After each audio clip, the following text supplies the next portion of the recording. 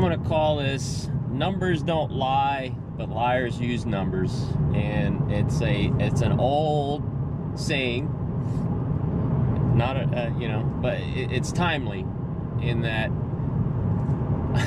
I left a comment, and I posted this on my Facebook too, but I left a comment on a video that 911 ambulance girl posted, where she went to a convention, or somebody's video, her video, I don't know, and it had Brent Spiner and a guy that played Worf, the guy, I don't know his name, but and I just left a comment that says, hey, they seem like pretty cool dudes, but I don't necessarily agree with Brent Spiner's position on gun control. He's for gun control, from what I've read anyway. And somebody posted a comment that just had like countries and the amount of gun-related deaths or gun deaths in that same string. And I wasn't quite sure what they were trying to get at, where the U.S. had like 30,000 gun-related deaths. And so I responded with, some numbers of my own. But getting to my point, I'll put the numbers here that he put, and I'll put them in the description box too. But my point is, you can't look at a series, just one series of numbers, and determine an outcome or a cause from just one string of numbers, or one batch of numbers that are seemingly related but really aren't when you dig down a little deeper. So let's go into an example where the numbers don't lie, but if you were a liar, you would use these numbers to your advantage. And it happens on both sides of any argument. No one side is immune from using faulty numbers or falsely using misleading numbers, let's put it that way. So in this example, we'll go on the premise of gun-related deaths, like this guy did. For the sake of easy numbers to explain, and I might even do like a little animation. Let's say we have a group of 10 people, okay?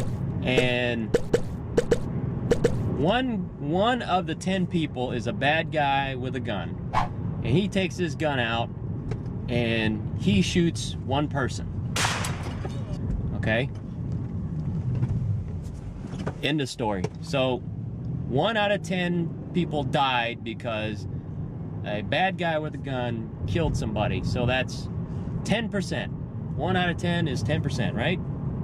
So 10% of deaths in this population of people is a result of violent gun crime. True number in that scenario. That number is a fact. Okay? So let's take another scenario. A different group of 10 people, right? Bad guy with a gun in the population wants to shoot somebody. A good guy with a gun shoots the bad guy with a gun. Okay? So then that number is that population, 10% of the people in that population were killed with a gun, and it's associated with a violent situation. So you can kind of say that it was due to gun violence that 10% of people in that population were killed by gun violence. Two totally different scenarios, identical statistics. All right, so now scenario number 3. Different group of 10 people. right? I'm trying to get traffic here. Oh, same bad guy with a gun.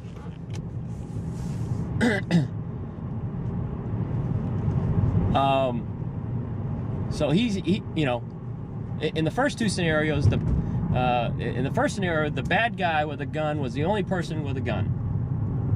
Okay, so only 10% of the population had guns. In the second scenario, bad guy had a gun, good guy had a gun. So 20% of the people had guns, but the death rates are the same. 10% of the people died by violent gun crime. As a result of, gotta listen to the words, as a result of violent gun crime. And that's another thing. Selective word use is also associated when people use or misuse statistics. All right, third scenario. Everybody, 100% of the population has guns. Okay, bad guy with a gun pulls out his gun, wants to shoot the other people. I don't know if they're good or bad, but he's the one bad guy at that time. He wants to shoot somebody else. Well, everybody has their guns and they point back at him. He doesn't shoot. No! So he doesn't kill anybody. The crime is prevented because the bad guy doesn't want to get killed.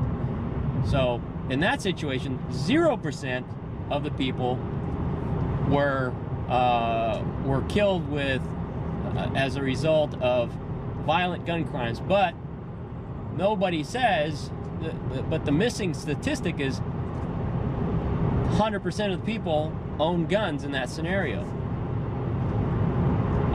But the point the guy was trying to make that left the post was that, oh, look, America has so many guns, look at how many more deaths are in America because America has more guns.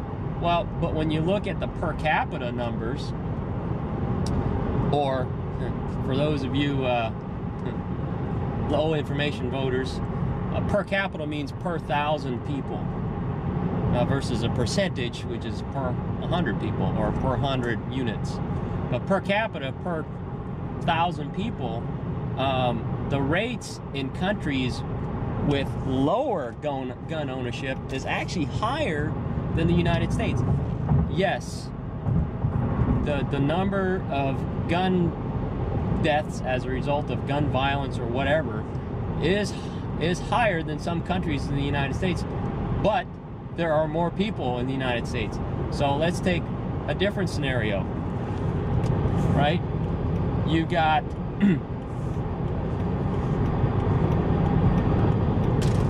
you got a population of 10 people. One person is shot with a gun. Doesn't matter if it's a good person, bad person scenario. Just 10% of the people in that population died as a result of gun violence, right? Well, you get a group of 20 people, and 2 of those people were killed with a gun. So, oh my gosh, it's double. The gun deaths in this population is twice that as the population in this group. Well, what they don't look at is, well, this group is twice as big, but the overall death rate is the same. So that's, it's just a matter of how you present the numbers. I remember I was taking a chemistry class or something like that, and they were telling us to be careful with numbers and statistics as far as, when it comes to samples and stuff like that. It might have even been a psychology class, but they were saying, you can say, in this class, 2 people, in this class of 10, 2 people got A's, right? So, but in this class of 10 people, 4 people got A's. So this class is, has a 100% higher or smarter people than the class that only had 2 people who got A's. The data is true. Mathematically, it's a mathematical fact. but when you look at the sample size, the truth is far from what the numbers suggest. Anyway, that's my rant on the incorrect or the deceptive use of numbers.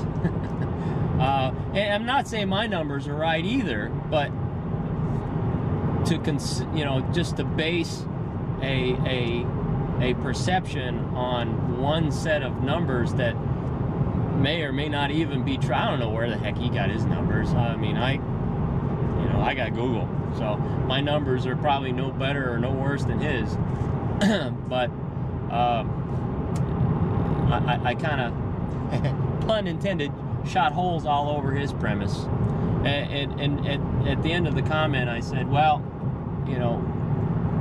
again, I don't know what he's trying to get at, but based on my perception of what he's trying to say, that because America has more guns, that's why we have more gun-related deaths. Well, if you look at the per capita gun death and gun versus gun ownership rate, Colombia, and you apply the same rationale to the amount of gun ownership in America, the gun deaths in America should be something like 134 million people per year. So, his numbers don't tell the whole story. All right, that's all I got. Take it easy.